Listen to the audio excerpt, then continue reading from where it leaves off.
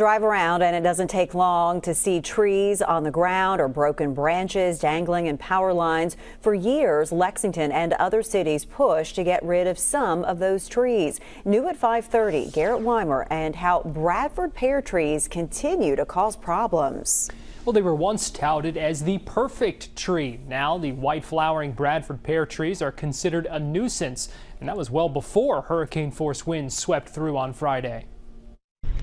With their early blooming white flowers and pungent smell, Bradford pear trees dot our landscape. While there's no one perfect tree out there, there are a lot of trees we want to avoid. The springtime stinkers aren't native to Kentucky and do more harm than good.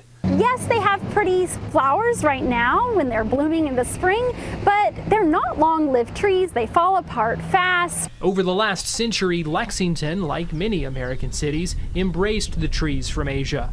Since then, they've cross-pollinated with other trees to spread out of control and have grown into power lines with their delicate branches. There have been power outages, damage to houses, and unfortunately, some deaths because of this. In 2010, Triangle Park in downtown Lexington got a makeover.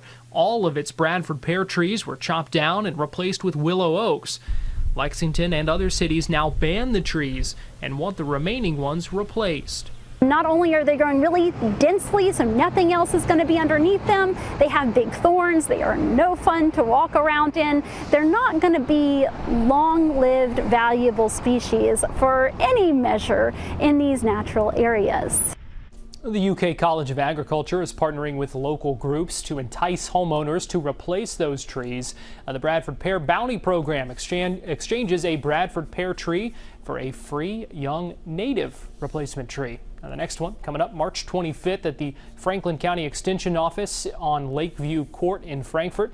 You can find more details about that in this story on WKYT.com. Garrett Weimer, WKYT.